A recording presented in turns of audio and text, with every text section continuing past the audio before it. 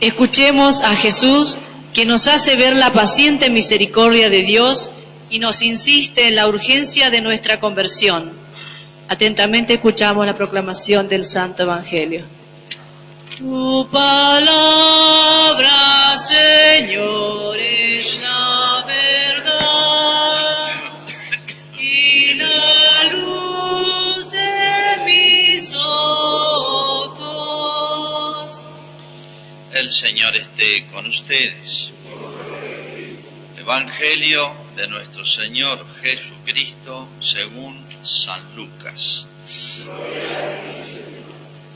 En cierta ocasión se presentaron unas personas que comentaron a Jesús el caso de aquellos galileos cuya sangre Pilato mezcló con la de las víctimas de sus sacrificios.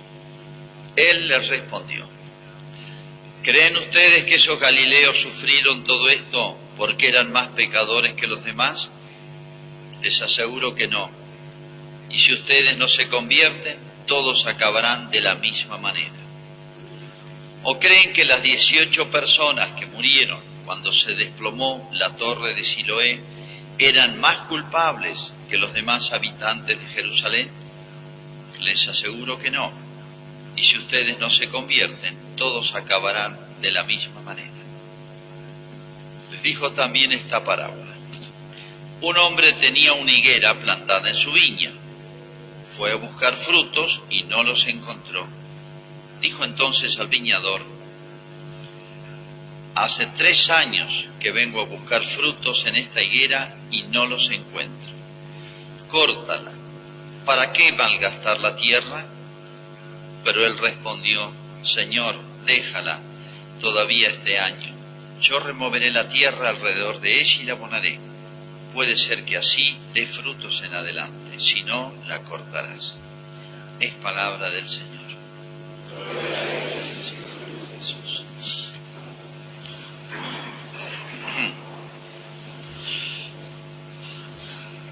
Es muy común que cada vez que hay una catástrofe, algún fenómeno así muy masivo de dolor y de muerte, sea un accidente, sea un fenómeno climático, la gente diga: bueno, ¿dónde está Dios? Padre, ¿existe Dios? Muchos me lo han dicho, se lo habrán dicho ustedes y uno sabe que lo piensan, ¿no?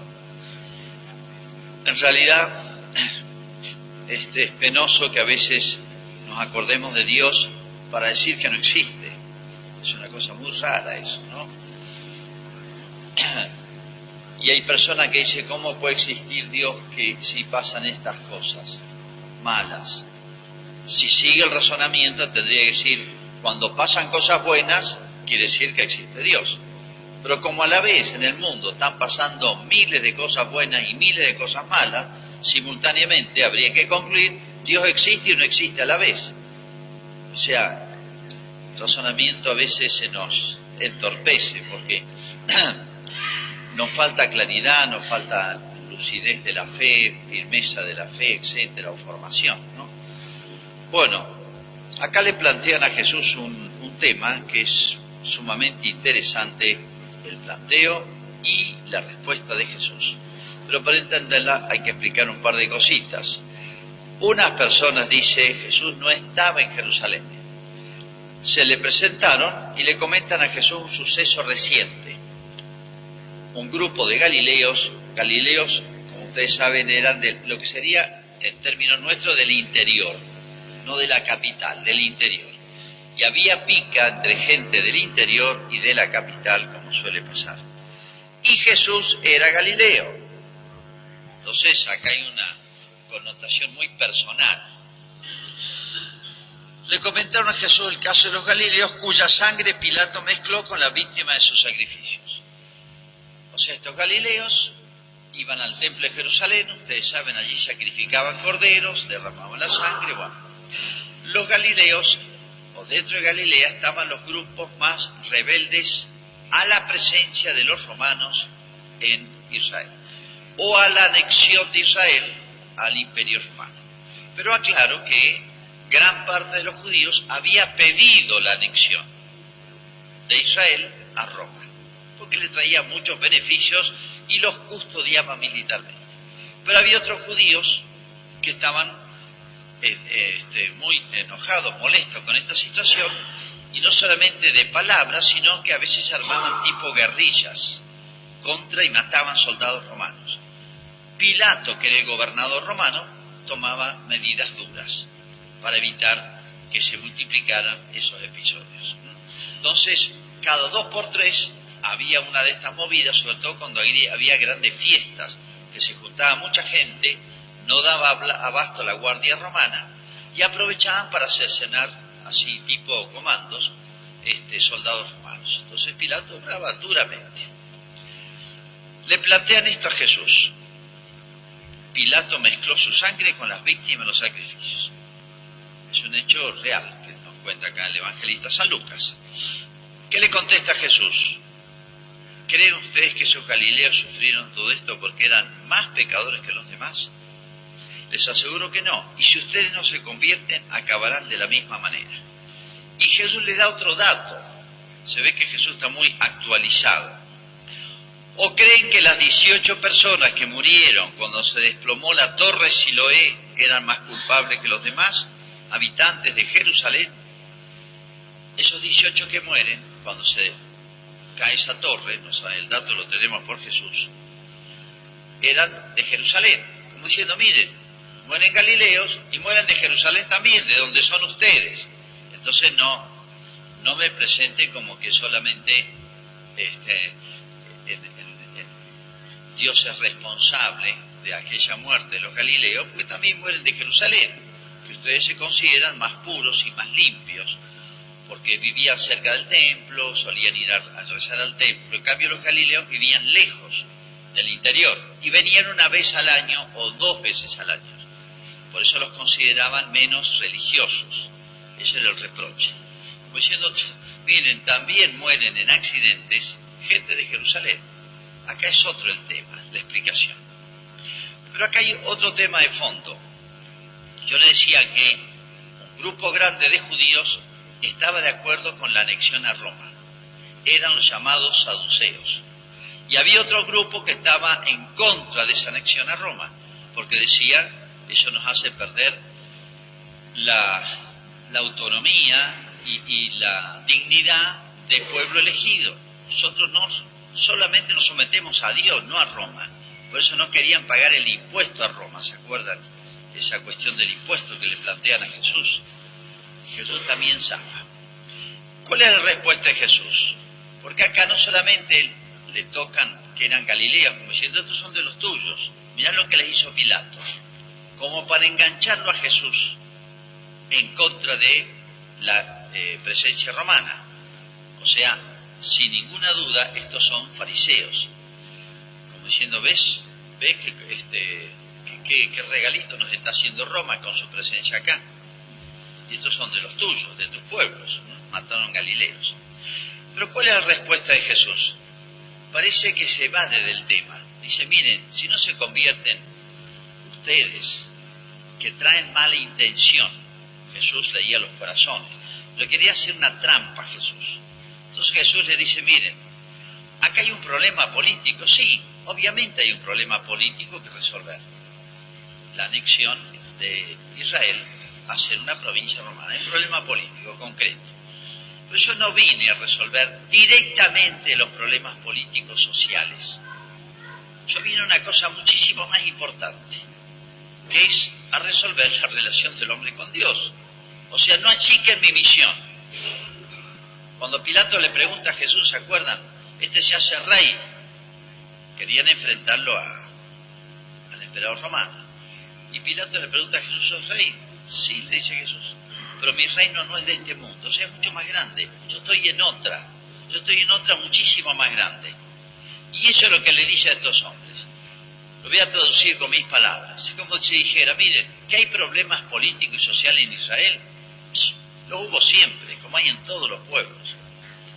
Y Israel está viviendo un momento de crisis, en todo sentido, enfrentado, dividido. Era un desastre, política y socialmente. Pero era más desastre religiosamente. Por eso lo matan a Cristo, nada más. Eso hace ver la situación religiosa de Israel. Entonces Jesús es como si le dijera, miren, yo vengo no a resolver problemas políticos, eso lo resuelven ustedes con lo que yo les enseño. Yo vengo a resolver, a restaurar, rehacer la relación del hombre con Dios y abrir la puerta del cielo. O sea, vengo para cosas mucho más grandes, vengo para la eternidad, vengo para el más allá, vengo para el cielo, vengo para que se salven de la condenación eterna. No me metan a resolver cosas más chicas, de esta tierra, pasajeras, que hay que resolverlas, sí, pero es más, es como si Jesús dijera, miren, yo les voy a traer la solución indirectamente hasta de los problemas terrenos. Y lo dijo en una fórmula genial: buscad el reino de Dios y su justicia. Buscad el reino de Dios y su justicia. ¿Qué es eso? O sea, ocúpense de las cosas de Dios primero, la voluntad de Dios, como decimos en el Padre Nuestro, hágase tu voluntad. Y todos rezamos el Padre Nuestro, o gran parte de los argentinos rezamos el Padre Nuestro. Entonces resuelvan los problemas, la relación con Dios, restauren, normalicen, que es la justicia más grande que puede haber. Buscad el reino de Dios y su justicia, lo que le corresponde a Dios, lo que corresponde a Dios, y lo demás se les dará por añadidura. Lo digo en otras palabras, por si no se entiende. Si nuestra patria, si nuestro Malargüe, si nuestro mundo latinoamericano, o de todo el mundo, nos portáramos bien con Dios, por así decir, le diéramos a Dios lo que le corresponde a Dios, el culto, el amor, el deseo de Dios, la esperanza, todas las relaciones con Dios, del corazón, no solamente lo exterior, los demás problemas se resolverían, políticos, sociales, familiares, individuales, psicológicos, económicos, etc. Como si Jesús dijera, en términos argentinos, decir, mirá, usando un término, una situación muy nuestra, como diciendo, mirá, vos quisiste sacarte el problema de la gestión anterior política y adheriste a esta nueva gestión política de Macri, hablemos en términos concretos, y mirá cómo subió el dólar, mirá la inflación, como si a Jesús lo metieran en un problema así. Salimos de una banda de ladrones y mirá, caímos en otra banda internacional del Fondo Monetario, no sé, estoy diciendo lo que se dice. Es como si Jesús dijera, sí, yo sé que existen esos problemas, resuélvanlo, pero yo vengo para otra cosa. Y acá nombra una palabra muy importante y le hace una advertencia muy dura. Dice, miren, si ustedes no se convierten, o sea, acá el problema principal son ustedes, como dijo la Madre Teresa de Calcuta. Una vez un periodista se acercó y no sé qué año era, siempre en el mundo hay problemas, dijeron, madre, usted que recorre el mundo entero, ¿cuál es el problema más grande de Latinoamérica comparado con otros? El subdesarrollo, la falta de autonomía política, etcétera. Bueno, le enumeran una serie de problemas. Y la Madre Teresa, mire, le dice, el problema más grande es usted. Le dice al periodista que le estaba haciendo el reportaje, el problema más grande del mundo es usted y yo. Para usted es usted el problema, y para mí soy yo. O sea, el problema más grande del mundo que cada uno tiene que resolver, el primero es el de su propia alma. Y como estos tipos que vienen a verlo a Jesús vienen con mala intención, es como decir, mire, ustedes dense cuenta que hay un problema muy serio en el alma de ustedes. Si no se convierte, si les dice Jesús eso, es porque Él lee los corazones. Si ustedes no se convierten, van a acabar igual. Y de hecho, esta advertencia de Jesús tuvo una realización 40 años después. 40 años después, porque Israel se portó mal con Jesús. Mal los que pensaron en matar a Jesús. Mal los que ejecutaron esto. Mal los que omitieron defenderlo a Jesús. Los que se borraron son también culpables. O sea, la culpabilidad tiene muchos modos y muchos grados. Y y porque no recibió a Jesús, o porque Israel se portó mal, o una minoría chiquita se portó bien con Jesús, llegó un castigo para Israel, un castigo social, que se llaman castigos sociales. Cuando toda una sociedad de alguna manera obra mal, de distintos modos, Dios manda castigos sociales. Muchos se preguntan, ¿Dios castiga? Sí, señores, lean la Biblia. ¿Por qué mandó el diluvio? Me arrepiento de haber hecho al hombre. Tanto se había corrompido la sociedad. Mandó un diluvio, no quedó más que 8 personas. La ciudad de Sodoma y Gomorra, lean en la Escritura, dice, aunque si encuentro 10 justos, 10 personas buenas, se salvan. No había. Cayó fuego del cielo. Desaparecieron 2 ciudades. Y así muchas veces en la historia de Israel. Y así ahora. Ya le he contado otras veces el mensaje de Fátima, pero no hace falta ir a Fátima. Eso se puede leer en el Nuevo Testamento muchas veces. Pero más modernamente la Virgen dice, miren, la Primera Guerra Mundial la aclaró muy bien la Virgen. Por el alejamiento de Dios de toda Europa. Fue una guerra atroz. Si el mundo no se convierte, dice la Virgen, vendrá una guerra peor. Vino la Segunda Guerra Mundial. 60 millones de muertos y otros tantos millones de afectados por la guerra. Psicológica o físicamente, la posguerra son también terribles. Como diciendo, miren, cuando no entienden por las buenas las cosas, yo sacudo un poquito como un papá que da un sopapo a un hijo. Bueno, ¿hay castigos sociales? Sí. ¿Dios castiga? Sí. Pero hay 2 clases de castigos. El castigo de la tierra, temporal, que es para remedio. Se llaman castigos medicinales o penas medicinales. Medicinal en el sentido que, como una medicina, está ordenada a curar. Aunque a veces la medicina es dura de recibir.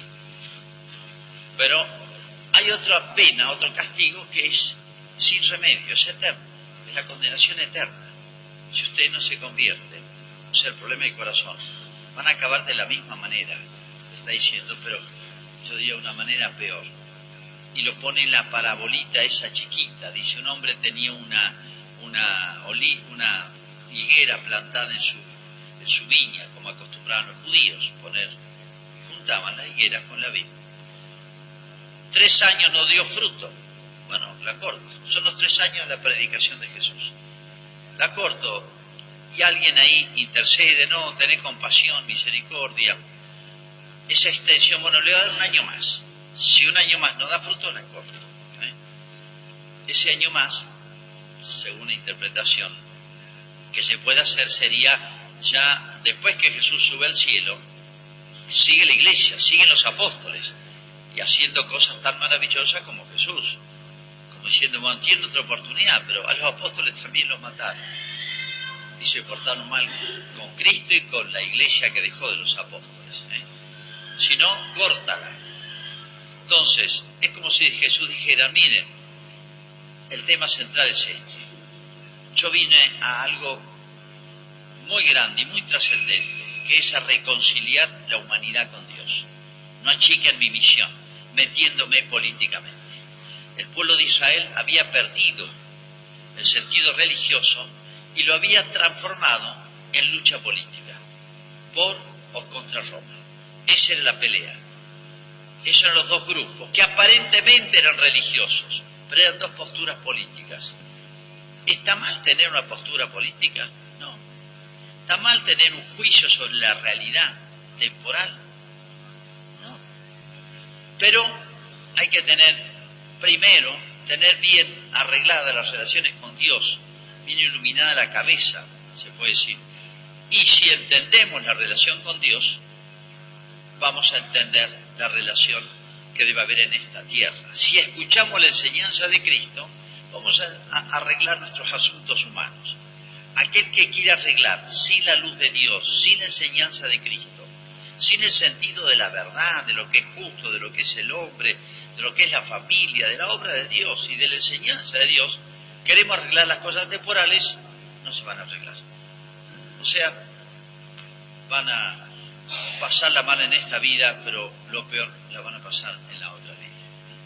La urgencia de la conversión, que es el gran tema de toda la Cuaresma y es el gran tema de Cristo. Bueno, si uno lee de corrido 4 evangelios y ve la progresión de la enseñanza de Jesús, llama la atención una cosa, y es que Jesús se pone cada vez más duro. Si ustedes ven las últimas enseñanzas de Jesús, esta es muy dura. Todos van a acabar de la misma manera, se van a morir todos.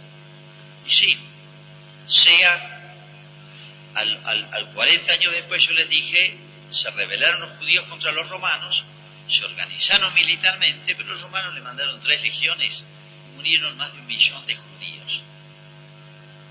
O sea, le está profetizando lo que va a pasar. Y pasó exactamente como lo ha dicho, de este templo no quedará piedra sobre piedra, dice. Bueno, anunció esa tremenda calamidad, destrucción de Jerusalén, que hasta el día de hoy los judíos no pueden restaurar su templo porque pertenece a los musulmanes, como ustedes saben, en el medio de Jerusalén.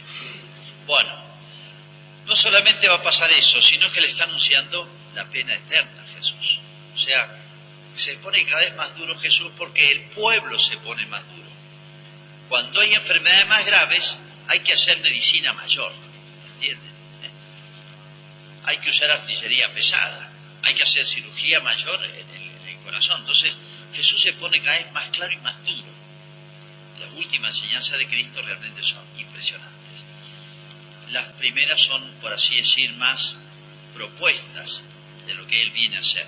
Pero después es como si estuviera respondiendo a la resistencia del corazón de este pueblo que se había endurecido a pesar de las maravillas que vio en Jesús. Bueno, no miremos solamente para atrás, porque sirve, obviamente, todo lo que ocurrió con Cristo y en torno a Cristo se repite en la historia, sino que hagámonos cargo de nuestros tiempos. Ayer hemos tenido una hermosa marcha, manifestación, y bueno, hemos, por así decir, alegrado el corazón de Jesús y de la Virgen, supongo. Y bueno, y sigamos, y acá no se trata de números, ni ganar elecciones, sino dar testimonio de Cristo, dar testimonio de la verdad de Dios, de las verdades que están perdiendo, que le estamos arrebatando, el hombre se está levantando contra el cielo.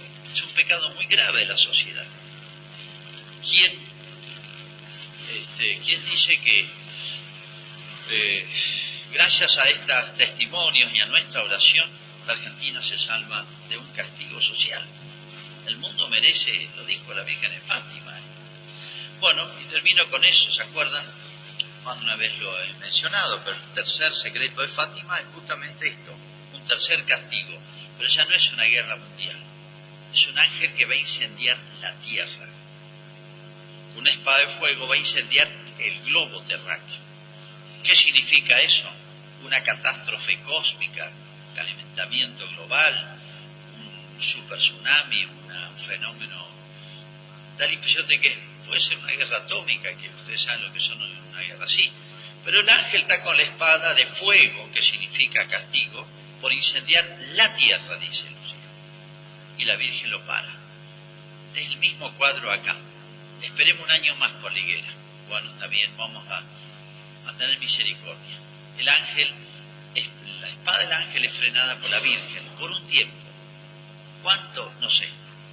No obstante, el ángel le grita al mundo que está por incendiar: penitencia, penitencia, penitencia. Impresionante este cuadro. Sería hermoso hacerle un cuadro, una pintura. Un buen pintor de este cuadro, gigantesco, cósmico, ¿no? Donde el ángel, que es la justicia de Dios, y María, que es la misericordia de Dios, están ahí resolviendo nuestros asuntos. Y tal vez nosotros pensando en tonteras, en otras cosas, los problemas humanos, todo se resolvería si supiésemos resolver nuestra justicia con Dios, buscar el reino de Dios y su justicia. Así que bueno, el llamado del ángel, penitencia, penitencia, penitencia, significa conversión, significa encaminarnos hacia Dios, devolverle a Dios lo que es de Dios, se puede decir, hacerlo reinar en esta tierra, en nuestras cosas, ¿no? Cómo se resolverían todos nuestros problemas humanos y sociales. Hacemos nuestra profesión de fe. Usamos el credo corto. Creo en Dios, Padre Todo.